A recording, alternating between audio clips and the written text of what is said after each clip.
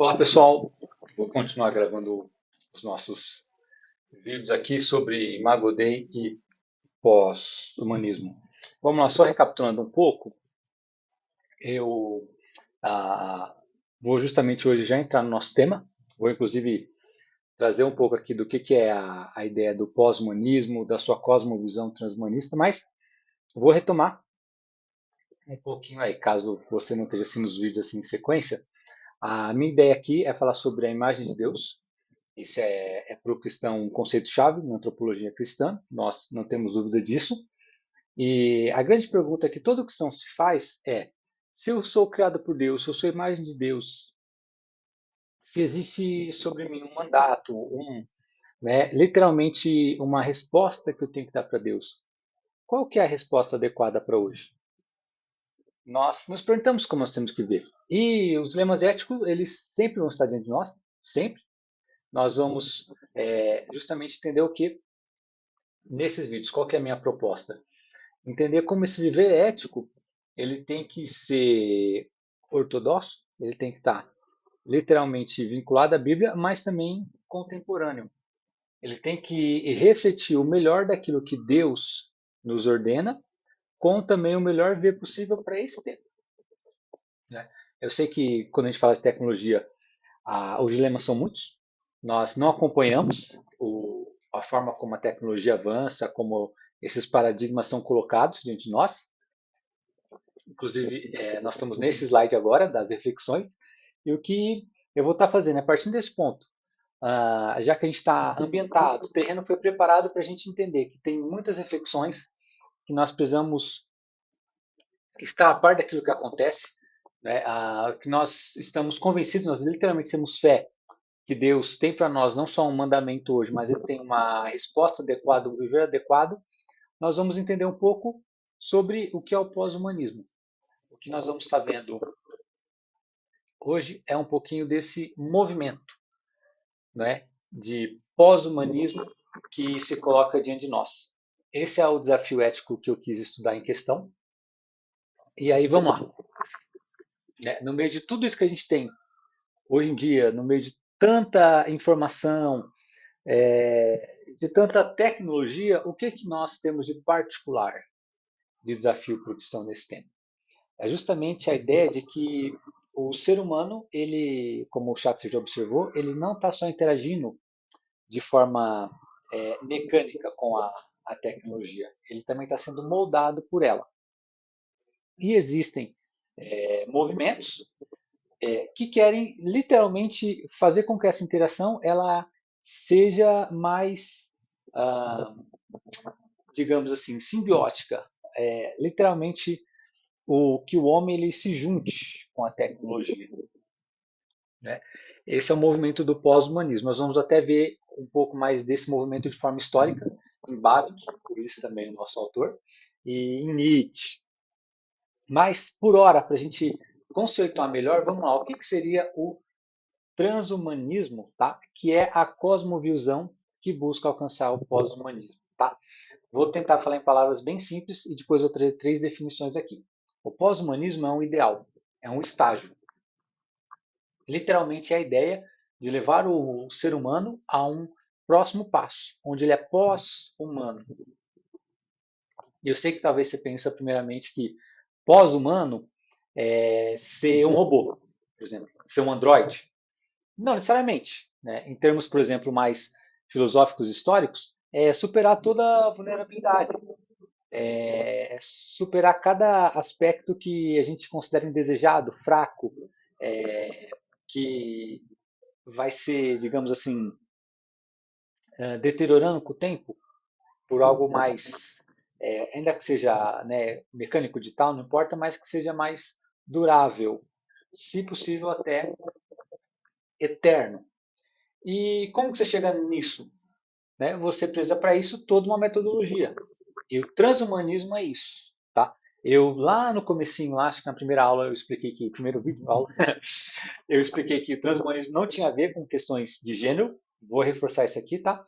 Não tem nada a ver nenhum dos dois com questões para passar dessa ideia que hoje é muito discutida na política de homem e mulher. Não é isso necessariamente. Aqui, em termos filosóficos, nós vamos ver que não tem a ver com essas questões em si. Tá? Eles lidam até com questões filosóficas que com certeza também ajudam nesse debate mais de gênero e político. Eu vou conceituar aqui então esse dilema e a gente vai discorrer aí nele, trazendo três autores. Vou trazer três pessoas que podem falar melhor que eu sobre o tema. O primeiro é o Dr. Luiz Adriano Borges. E o que ele fala no livro dele sobre justamente a ideia do cristianismo em face dessa cultura mais pop, desses dilemas aí. Né? Para o doutor, o transhumanismo moderno, isso é importante, tá? Foi fundamentado teoricamente na primeira metade do século XX, ou seja, até ali mais ou menos 1950, através de textos escritos por autores ingleses. Então, o Dr. Luiz Adriano já nos explica aqui. Quem que traz e conceitua o transhumanismo moderno? São autores como o Haldane, o John Desmond Barnell e o Julian Huxley.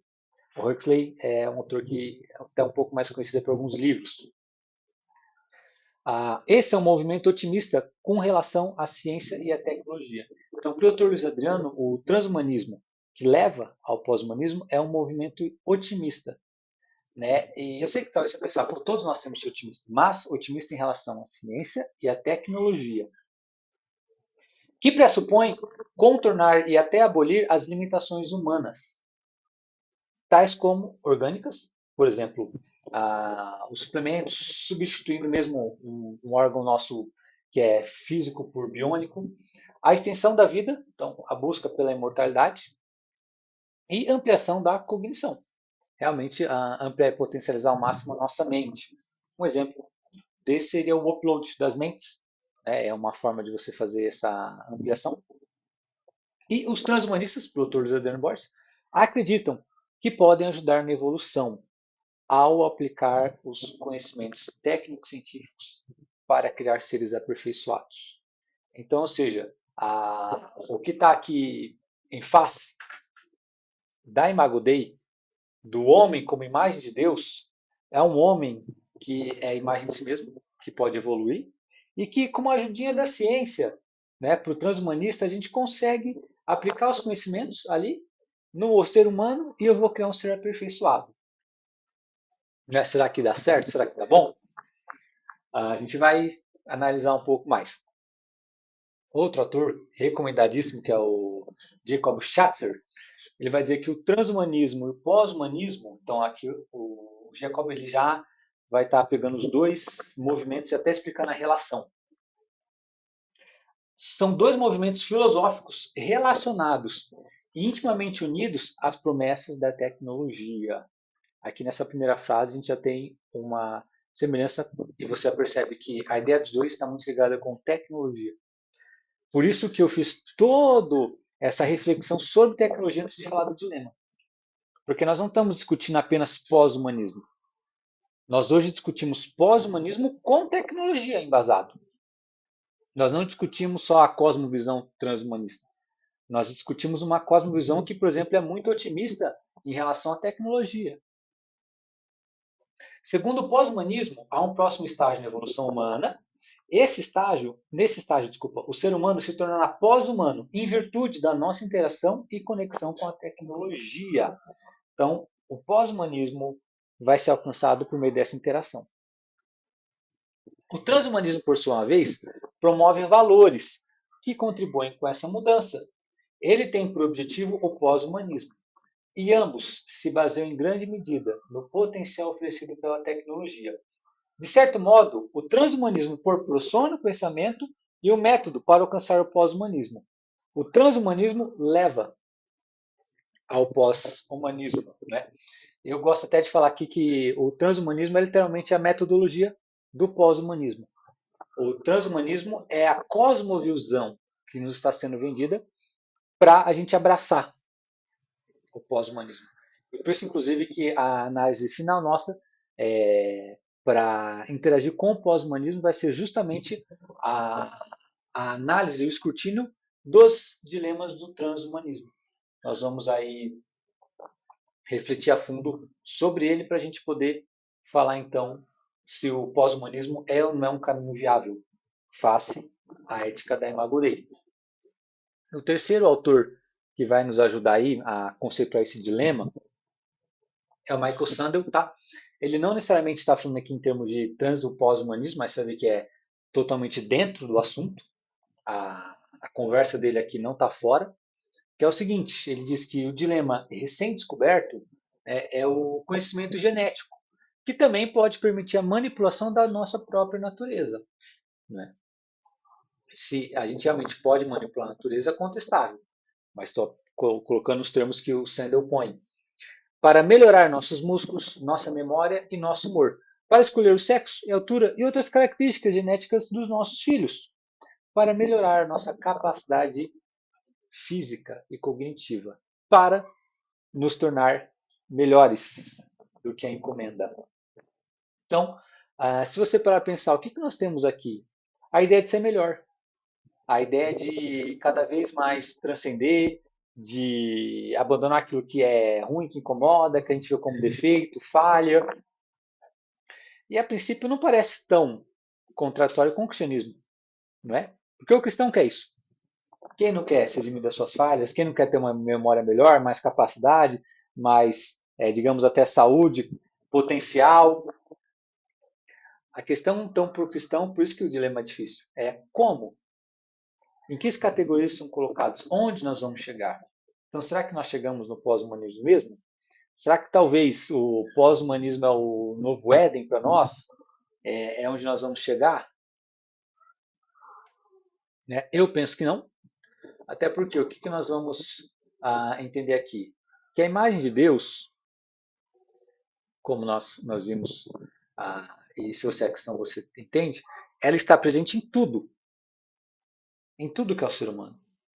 É aqui por isso que eu conceituei, principalmente no meu trabalho, muito bem o que é Imago Dei. Justamente porque se a Imago Dei, por exemplo, se relaciona apenas com aspectos imateriais, ou seja, se a imagem de Deus é o aspecto racional do homem, então faria sentido colocar toda a tecnologia lá, para a nossa racionalidade alcançar o máximo e a gente expressar o máximo Deus. Ou também faria sentido a gente não ligar para o corpo. Tudo bem, então, trocar todo, né, o nosso sistema aí, talvez respiratório, digestivo, se possível, qualquer outro, porque não tem problema. É só corpo. O que importa é a alma, não mexer ali com a racionalidade humana. Agora, quando eu digo que todo o ser humano é a imagem de Deus, né, que o ser humano não possui a Imago Dei, mas ele é Imago Dei, o que acontece aqui então? Nós temos que analisar cada aspecto do ser humano, cada um deles, dessa premissa. Eu sou a imagem de Deus. Quais são os princípios que regem isso? Então a gente tem por exemplo, uma questão simples aqui, como cirurgia plástica. Pode ser feito ou não pode ser feito? Não, pode ser feito para corrigir. Né? Corrigir o quê? Corrigir um defeito de natureza. Mas eu, por natureza, acho que meu nariz é defeituoso. Será que eu posso, então, corrigir isso? Não, aí eu não posso corrigir porque foi como Deus deu. Mas e se o outro sai torto por um acidente? Aí pode. A gente tem essas questões, né? A questão, por exemplo, pode ou não pode usar mídia social? Eu posso ter Instagram, ter Facebook? Não, eu posso ter. Agora, como que eu posso usar isso? Eu posso ter um Instagram para postar versículo bíblico, mas eu não posso ter para, por exemplo, compartilhar uma viagem, porque isso é expressão talvez de luxúria. Então, nós precisamos entender, né, a gente fala de todos, né, mas que nem vai dar para conceituar, como que para cada situação existe um princípio, existe um norte. Eu vou trazer no próximo vídeo o Bhavin, que você vai perceber que mesmo ele lidando de forma rudimentar, mesmo ele lidando ali com um pós-humanismo embrionário, os princípios dele, a direção que ele nos dá, ela é certeira. Né? Por hora basta a gente então entender que o transhumanismo é esse movimento, né? E aqui você já começa a se perguntar, será que nós temos que ser otimista ou pessimista com a tecnologia? Será que a gente tem que alcançar um novo estágio, busca por melhoria? Ou de que maneira que nós vamos buscar essas coisas? É esse o dilema que nos apresenta aqui. Não é? E o que eu quero trazer aqui, primeiramente, para a gente também poder entender? Eu vou até trazer um exemplo muito bom do Sandel, Mas, primeiramente, eu vou mostrar uma coisa que eu já falei no vídeo passado, que é o seguinte: a, toda, toda promessa de melhora, ela sempre vai fazer com que nós deixemos algo para trás. Literalmente, tudo aquilo que nos liga a algo, ela nos desliga de essa outra coisa. E a gente precisa ponderar bem sobre isso. Eu comentei, por exemplo, da questão da internet. Você hoje pode se conectar com alguém do outro lado do mundo. Isso é muito bom. Mas reparou como que as pessoas às vezes conversam com gente do mundo inteiro, mas não conversa com quem ela está do lado. Ela abre o coração na internet, ela chora no Instagram, ela demonstra todas as emoções para desconhecidos, mas ela é um desconhecido para os parentes. As pessoas próximas dela não conhecem. E toda tecnologia ela faz isso, né? Eu dei um exemplo do martelo, de outras ferramentas, e a gente precisa ponderar isso muito bem. Por quê? Eu vou pegar um caso aqui de otimismo. É o caso da Finlândia. A Finlândia foi um dos primeiros países que começou a colocar muita tecnologia. Muita tecnologia. O jovem não ia nem escrever mais. É computador. E colocaram isso até nos anos iniciais do estudo e tudo mais. E o pessoal falou, tá certo, tem que pôr tecnologia. O pessoal aplaudiu muito. Eles começaram a falar até é bom porque não vai gastar com papel, vai ser mais ecológico. E o que, que aconteceu? Isso eu estou dizendo assim, a Finlândia no começo dos anos 2000, né? Começaram com isso. O que, que eles perceberam agora nas últimas décadas? É que a educação não melhorou. Não melhorou de maneira alguma. Não teve, né, esse salto disruptivo tecnológico. Muito pelo contrário. Né, uma coisa básica que talvez não refletiram a fundo é que quando você escreve, você desenvolve coordenação motora. Quando você escreve, a sua mente e o seu corpo eles trabalham de forma alinhada, não só de forma orgânica, mas essa interação proporciona um desenvolvimento adequado, de forma motor e de forma mental. E quando você faz no computador, você edita, ou no celular, quando a gente escreve, a gente sabe disso. A gente pensa muito mais do que age. Literalmente a gente escreve coisas tudo errada ou vai sem pensar, exige menos reflexão. A gente pode ser mais produtivo, num certo ponto de vista, pode ser, mas por outro lado, o que acontece é que não se desenvolve como deveria. Né? A Finlândia também, em alguns estudos, percebeu que esse ensino na tela, ele reduz o foco. Então ele não ajuda você a ter mais foco ou a ter mais capacidade. Muito pelo contrário, ele gera mais fadiga, mais cansaço. E o que, que eles têm feito? Isso, inclusive, matéria serve de 2025 para 2026. Eles têm tirado, eles têm retornado. Eles têm justamente abandonado algumas práticas tecnológicas porque abraçou de um jeito a tecnologia. Então, você vê aqui que literalmente a cosmovisão transhumanista é isso. Ela promoveu esses valores e abraçaram na educação sem refletir. Não é? A gente faz isso muito, a gente abraça a tecnologia do que vem e não percebe qual que é a cosmovisão, quais são os princípios ali, só porque ela oferece resultados. E depois de um tempo, a conta chega. Eu tenho percebido muito isso com crianças, né? Isso é um caso mais meu, que a gente tem hoje, por exemplo, a polêmica do autismo. Inclusive tem até doutores, eu vi a semana um que estava no Roda Viva, ele comentou recentemente que para ele, tá, esse é um doutor muito reconhecido no Brasil, hoje a estimativa é de 1 para 30, ele acha isso absurdo, esse número desproporcional. Mas por quê? Uma das coisas que até que esse doutor comenta, a gente fala muito da fala. A criança tem dificuldade na fala, e dificuldade de conceituar, e de pensar e de raciocinar. E um grande problema nisso não é autismo, é tecnologia. A gente fica o dia inteiro rolando, rolando a nossa vida ali e a gente junta 50 mil informações inútil e a gente não produz um pensamento útil. Isso é normal. A gente se liga então com todo tipo de informação, mas a gente se desliga da lógica. A gente se desliga do filtro de falar, peraí, o que, que eu preciso com isso aqui? O que, que é o meu objetivo? Isso é muito importante para nós. Né? A gente sabe que O transhumanismo ele vai promover valores que vão ser para nós muito, digamos assim, sedutores, como a maçã no Jardim do Éden, dizendo, olha, você vai, né, você vai ser melhor, você vai ser mais inteligente, você vai ser como Deus, não é? Vai viver mais, vai ter a sua condição aí, né, transcendida. Porém,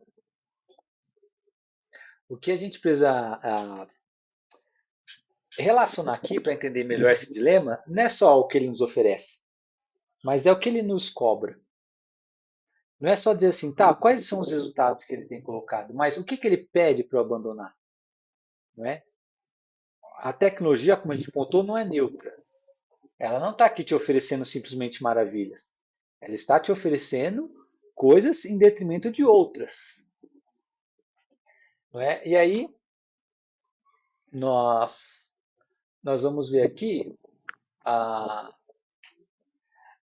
uma, digamos assim, uma crítica, né, que o Michael Sandel faz dessa aspiração prometeica. Né? Ele, no livro dele sobre contra a perfeição, tá? Lembrando que o Michael Sandel não é um autor cristão, ele justamente ele vai analisar essa aspiração. Ele usa aquele personagem que é o Prometeus, se eu não me engano aí, me perdoa o erro filosófico, mas é aquele que traz o fogo dos deuses ao homem, e em torno do custo que toda aquela mitologia traz. Ele pega essa ideia toda para aplicar aqui para nós. Então, o que o Michael Sandel ele vai trazer? Ele vai mostrar que no mundo do esporte, nós, primeiramente, tinha um homem que corria descalço. Ok, é assim que funcionava. E então ganhava quem era o melhor, naturalmente. Né? Correr descalço não tem como assim. Mais natural só se mandar a pessoa correr sem roupa. Para saber quem que é o mais, né, aquele que desempenha melhor. E o que acontece? Se alguém, uma vez, correu com tênis, né? Correu ali com uma sandália, enfim, com algum calçado. E como que isso foi visto? Não sei se é para pensar, né? Como foi a primeira vez, talvez, que alguém correu com algum equipamento? Né? Imagina então, você tinha ali 10 competidores, de repente o primeiro corre, ele ganha. Talvez alguém falou lá, ganhou porque usou um tênis. Mas tem problema correr com tênis? Talvez alguém falou, não, não tem problema, porque aquele que correu com tênis, ele não ganhou a corrida, olha lá. Outra vez quem ganhou foi o descalço. Então o tênis talvez não representa uma competitividade. Né? E outro, o tênis é apenas um acessório. Você só amarra o seu corpo. Né? Ele está colocado ali no seu corpo, mas ele não interagiu de forma orgânica, ele não entrou no seu corpo. Só te proporcionou ali um conforto para melhor desempenho. Vamos pensar assim, de forma mais simples. Agora não. O que acontece é que algumas pessoas para correr, nós repararam que talvez certo tipo de comida ou talvez certo tipo de preparo deve um desempenho melhor. Isso é errado ou não? Né? Se é para pensar, todo atleta, embora ele vai fazer teste contra os drogas, algumas coisas, aí eles não vão ter aquele rendimento e não vão manter aquele corpo, aquele físico, se não tiver anabolizante e não tiver toda a dieta que eles têm. Isso talvez é uma forma de modificação? Talvez você vai dizer, não, não é. É simplesmente, né, apesar de estar dentro do ser humano, não é uma forma de modificação. É algo aceitável desde que tenha certos limites. Né? Agora só chega aquele ponto que você percebe o estágio que nós temos para o estágio lá atrás, da pessoa mais natural possível correndo. E o que a gente tem principalmente aí, que é, talvez você vai dizer, aí não, aí já é transhumanismo, é pós-humanismo, aí já não pode, é uma modificação genética. Só que qual que é justamente o nosso ponto no estágio hoje do dilema? Não pode modificar o corpo. Mas o quanto que talvez um anabolizante não modifica? O quanto que talvez certo tipo de vestimenta, de calçado, não modifica a performance? Então, esse exemplo vai deixar isso bem claro. A gente talvez não percebe que em pequenos passos as coisas vão sendo mudadas, nós vamos aceitando e a gente chega num estágio que a gente fala, não, peraí, isso não está certo. Ou, peraí, não, agora eu não concordo com esse ponto. Mas e todos os pontos que eu já aceitei? E por que eu aceitei esses pontos? Porque faltou reflexão. Literalmente faltou uma base para dizer, peraí, qual que é o limite? Qual que é a minha, literalmente, a minha visão, né, a minha cosmovisão ideal para isso? Isso nos falta, não é? Aqui, ó, eu vou conceituar melhor essa ideia dele. Também é o mesmo, digamos assim, conceito que ele traz no livro dele. Só que aí aqui a gente já vai tentar analisar, né? Então, como que esse objetivo, né, do pós-humanismo ele lida hoje com nós, né? Ah, oferecendo, por exemplo, melhoria genética. Então, uma coisa, o Michael Sandel deixa bem claro isso no livro dele. Uma coisa é você, por exemplo, querer ter medicina para, por exemplo, corrigir uma lesão, curar uma falha. Por exemplo, quem não pode ter filho, ajudar a ter filho. Agora, o que a gente tem hoje não é só isso. Então, não é só uma medicina que proporciona para aquela pessoa que não pode ter filho, mas peraí, ó, você vai escolher o seu filho. O Sandel ainda tem um capítulo muito interessante no livro dele sobre isso, que é como os pais querem literalmente moldar os seus filhos. Eles querem literalmente, eles têm uma ânsia de alto desempenho, de filhos melhores, que eles querem mais fortes, mais altos, e sempre eles querem modificar para isso.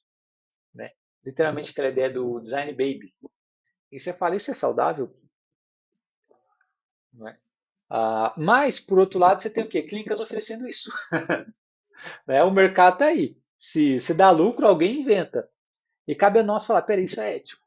Isso faz parte, né, de uma ideia de uma sociedade que é diversa, ou isso promove, por exemplo, uniformidade? Literalmente, nós temos aqui, nesse espectro, estágios que a gente precisa refletir sobre todos eles. Porque não adianta a gente chegar no estágio aqui para dizer, eu não concordo com isso, mas a gente talvez não tenha base. Por exemplo, eu não concordo então com medicina no esporte. Alguém fala, peraí, mas e a medicina que cura? Mas então, e se essa medicina pegar um atleta que perdeu uma perna por alguma coisa e coloca nele uma outra? Você vai aceitar e ele vai correr na Paralimpíada. Tudo bem, ok, a gente aceitou, mas e se essa perna então ela proporciona para ele um desempenho melhor? Não, então a gente não vai aceitar. São essas questões que envolvem o dilema do transhumanismo. Por quê? O que a gente muitas vezes não percebe é que a gente não consegue ver essa linha que divide a restauração da saúde com a ideia de imortalidade, de querer viver mais.